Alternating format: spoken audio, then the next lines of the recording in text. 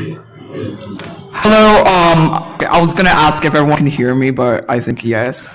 Okay. So let's get started. Hi everyone. I am Lena, and today I'm gonna do a talk about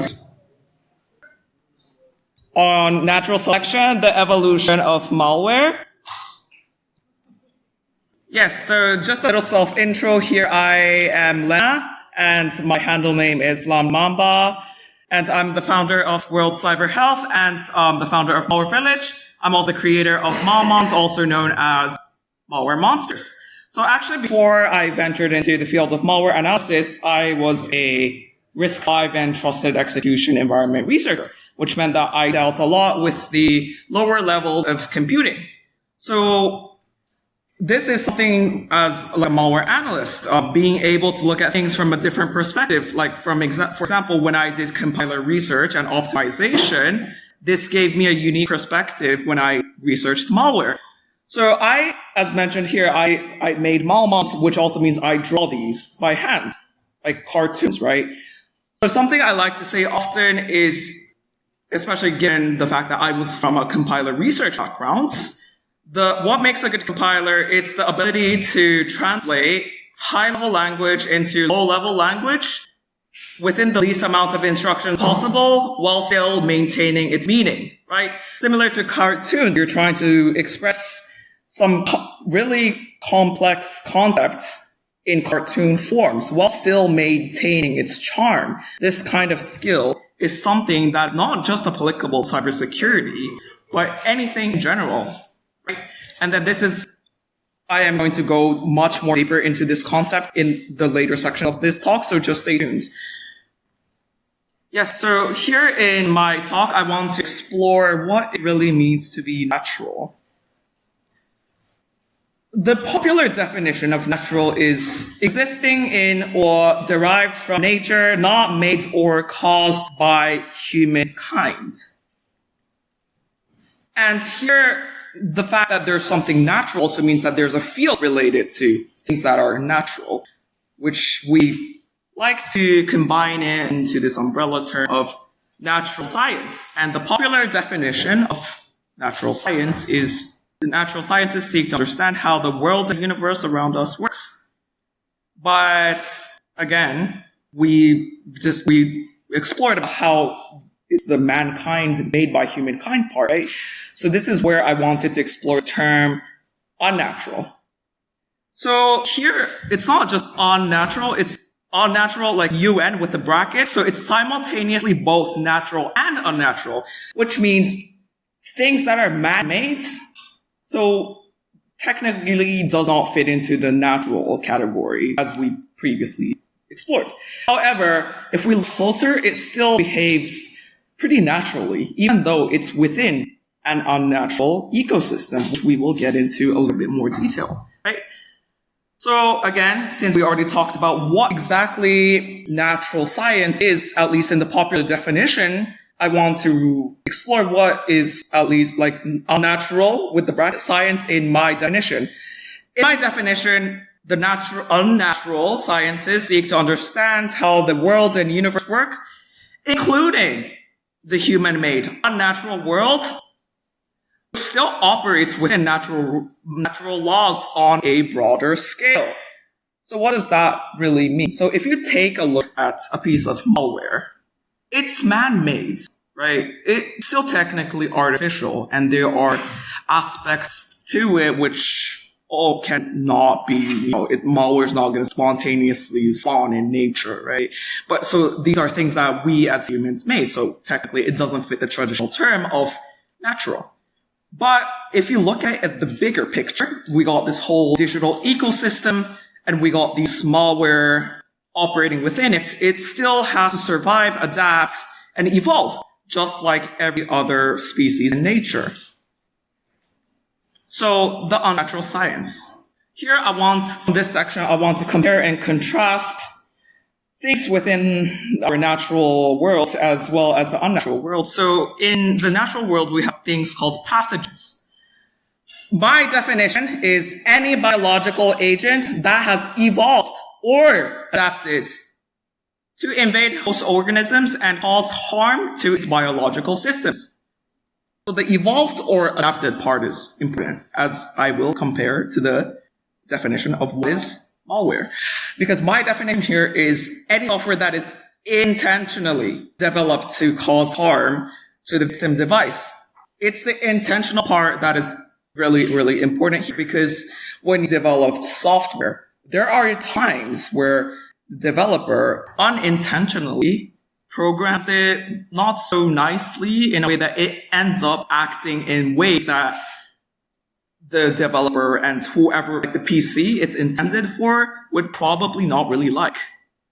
So it's that in some people's definition would be considered malware, but at least in the scope of this discussion, it's the intentional part that is important. So comparing and contrasting pathogens and malware a bit more. So it's quite similar. So for the pathogens, these are basically biological malware because the host organism probably doesn't want pathogens in their body, right? Because we talked about how it causes harm to the host, right? So in the case of the pathogens, it will be the organism, while in the case of the malware, it will be the device. And again, it's dependent on the host, just like, who here has played Plague Inc., the mobile game? Yeah?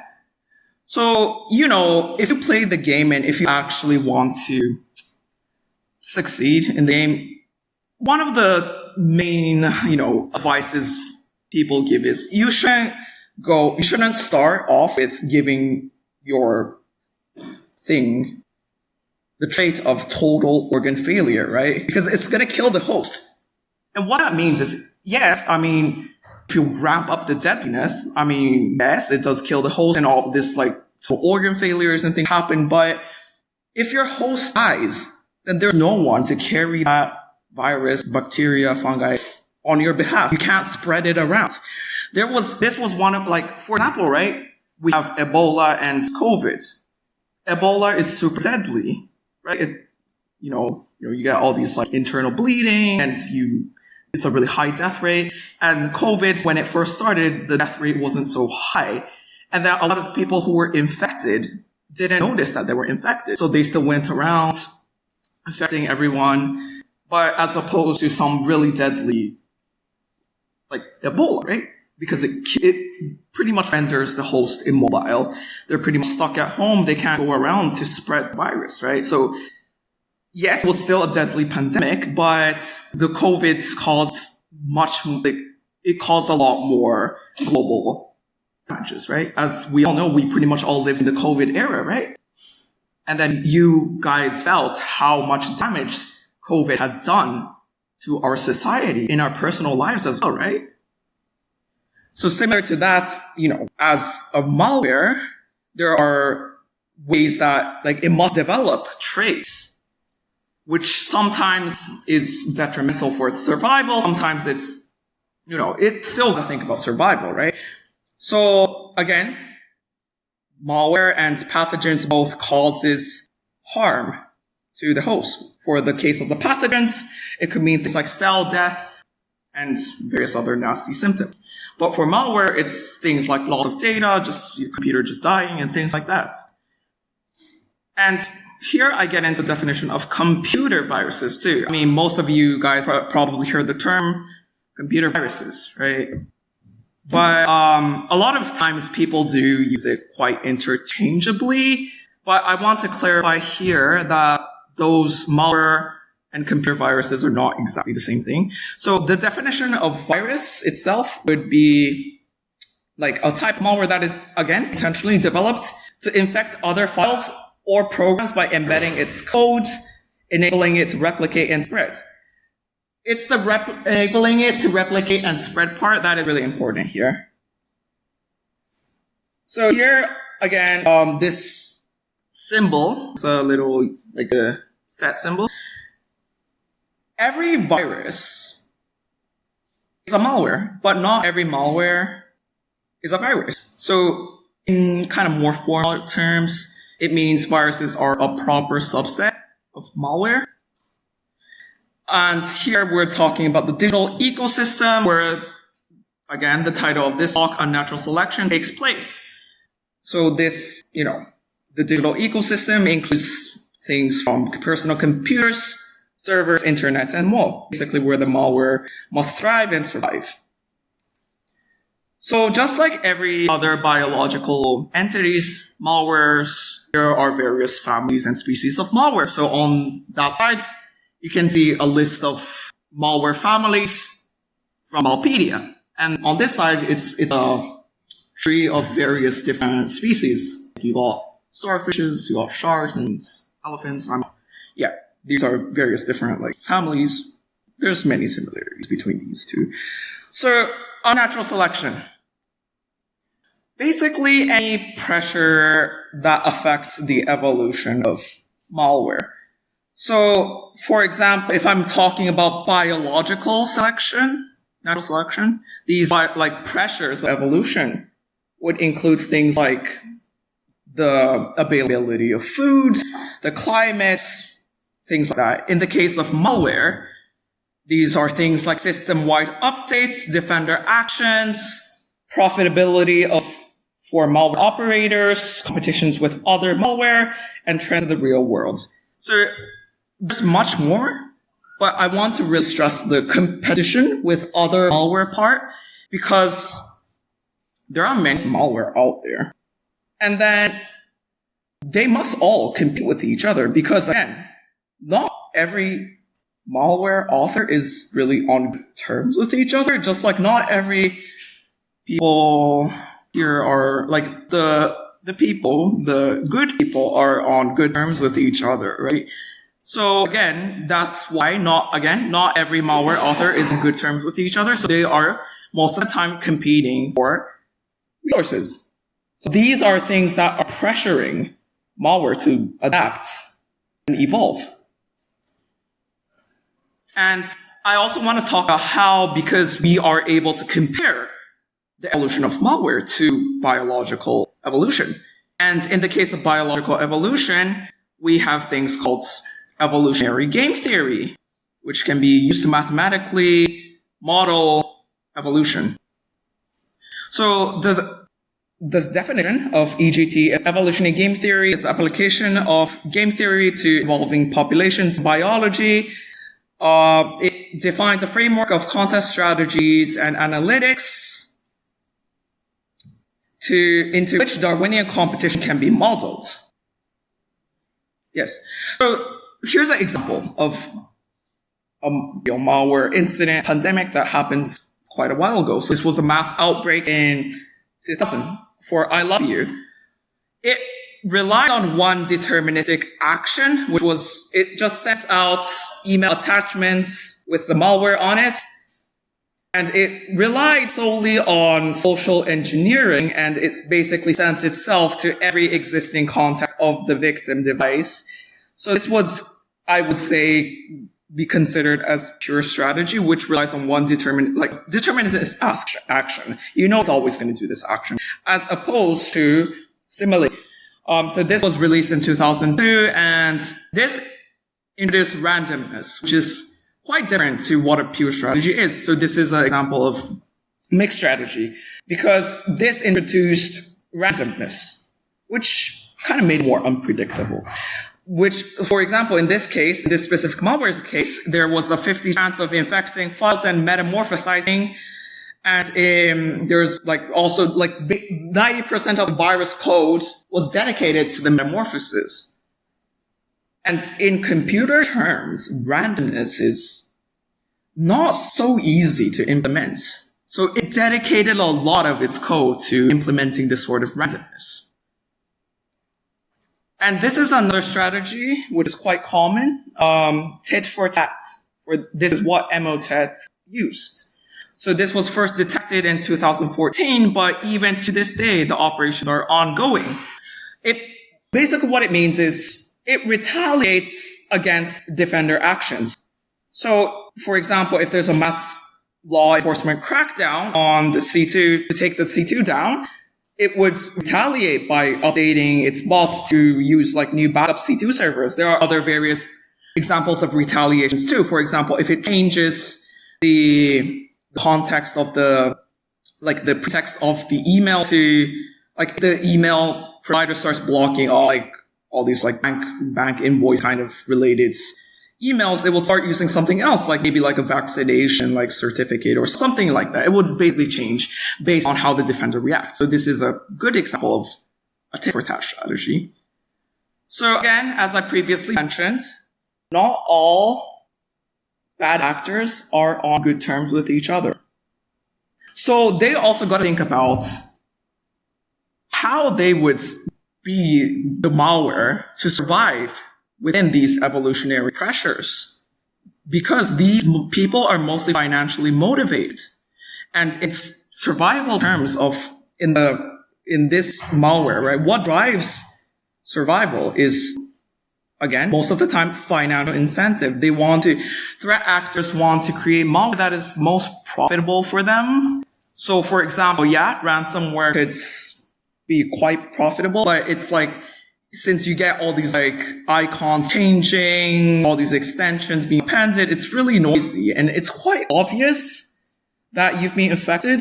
So in the case of this, right, this is an example of malware symbiosis paper I wrote for for Virus Bulletin Dublin last year. So I was actually at Dublin last year around October.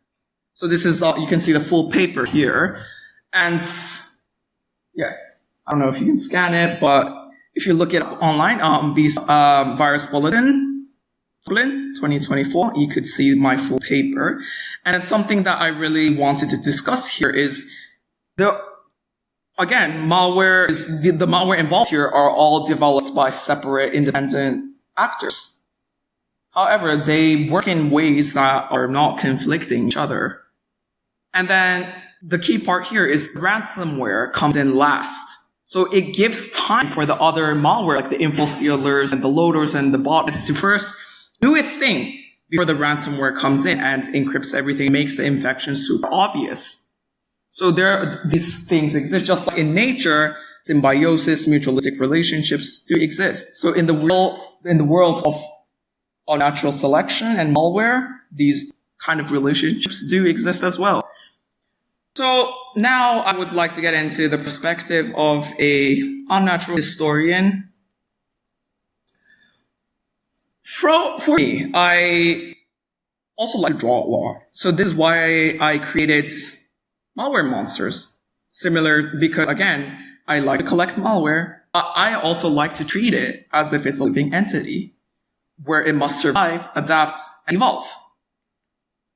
So these are the models I created so far. So actually, all of these are based on real malware. And then when I designed these, I included a lot of symbolism and meaning behind the design choices. I will go into depth for the Lockbit malware I designed for B-Sides Dublin. And then I actually animated them as well by hand. So I tried to make it like more realistic and lifelike as possible. So something else that I also wanted to talk about is explaining malware via cartoons, right? And as I mentioned in the start, what makes a good compiler? Again, it's the ability to translate high-level language into low-level language within the least amount of instructions possible while still maintaining its meaning. Similar to cartoons where you can only draw very limited strokes while still maintaining the charm, right? And then one big reason I like to do pen drawings, like this is Copic marker. It's an alcohol marker. I can't erase it like a color pencil, because again, even if you do make mistakes, right, it still adds to the final charm, right? It adds the final touch. So again, treat life that way. Even if you do make a mistake, just keep going, and in the final picture might even look better as compared to when you didn't make a mistake. So here is a slammer Malmon that I designed. It's a worm. So actually, it's a packet worm. That's why it's inside a packet. And here's something I'm trying to explain for the buffer overflow. So it's like slam this router, and then this carnival hammer thing goes and then it just overflows.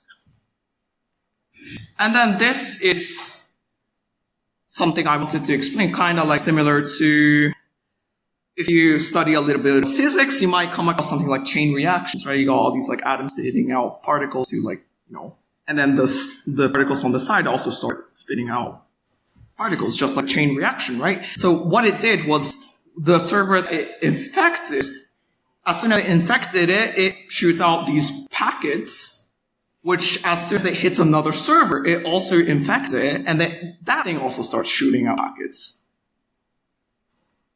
And here, what I'm trying to explain is the worm itself was actually pretty small. It's only 376 bytes.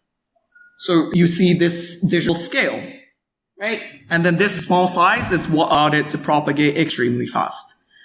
So something that I am also doing quite a lot nowadays is I'm exploring books. Old books, like the ones here. So what these are these are from like the 18th, 19th century, the Victorian era, and you got all these like biological like drums, like that's like a water flea and that's a stick bug. So I actually have two books here, and then I want you guys, the audience, to just hold the book and then just look at it. I want you guys to feel the weight of the book. And I realize that there is a nice world out there that is free from all these digital things. So do not forget that there is a nice world out there. And do not forget the value of books. So again, right, there's a difference compared to you reading that scanned version on a PDF as compared to you actually holding the book, feeling the weight of it, and then exploring what's inside. I want you to feel that and never forget that. And please do visit bookstores. And actually, I'm not done. Thank you. Okay, so actually, guess what? I'm also writing a book because I love books so much. So I actually borrowed the style from those old books to write my own book about malware. Like I'm writing this on the book of unnatural history of malware. So this is the Indestroyer malware that I designed. So you see here, this is the animated version. It's got these horns shaped like power grids because it affected power grids. And then it's got this whole factory shaped thing because it's a CS malware, right? And this is a version, this is for Stuxnet. So you see again, there's a lot of reasoning as to the design choices I made here. It's this specific color because yellow cake is this color, which is uranium stuff, right? And then it's all got these like fin thingies that's like shapes like these, new like radioactive symbols. Yeah, so the malware I designed for Eastside Dublin. This is Lockbit. So I actually hand drew this, and this is a time-lapse sketch of the design. So I use iPads on Procreate with iPads with the Apple Pencil. So you can see there's actually a lot of thought I put into the design choices here. For example, it's dangling this like shamrock shape, like this clover shaped key, because it demands you to, here's the key, pay the ransom. And then there's another arm that's holding up the file, which it's also dangling. It's like, I have the files. Pay up, right? And then there's actually more symbolism I put into here as well. And then, another thing is, you see the plug, like the cork plug there? Yeah. It's because one hand is holding it because it's threatening to leak the data if they don't pay up. It's a double extortion malware, which it ransoms it and encrypts the file. And then if you pay up, it threatens to leak it. So I also animated it. So I animated it frame by frame. So if you look here, it's got all these like arms moving around, and that's the animated version. And then I was also painting the Lockbit malware. So this is the pencil sketch. That's the ink, and that's the watercolor version, which I have here. So I actually went around Dublin with my painting to just take pictures to to confirm that I was actually in Ireland, that this was actually kind of made in Ireland, right? Because pubs. And then stay tuned for more Malmonts. We're actually starting to make Malmonts games. So stay tuned for that. And then please support us for our nonprofit World Cyber Health. Our project includes things like organizing Malware Village, various competitions, Mark 1, Malware Analysis Report Competition, Bombay, Battle of Malware Bypassing EDR, EMIAC, which is a Yara matching competition. Again, Malmont is also part of it, as well as No Havoc, which stands for Networked Online Helpline for all victims of cybercrime. Because everyone deserves accessible help, despite who they are, where they are, and what they have been in, right? Everyone deserves access to meaningful and accessible help. So this is why we created this LLM-based helpline, which is accessibility is key here. And then we also created this Havoc competition, which stands for Ye prompts at the helpline. So it's basically the pen testing version of, we're trying to stress test No Havoc so that it's strong and resilience, right? So yeah, I'd like to finalize with break systems, but not promises, and question everything and stay curious. Thank you.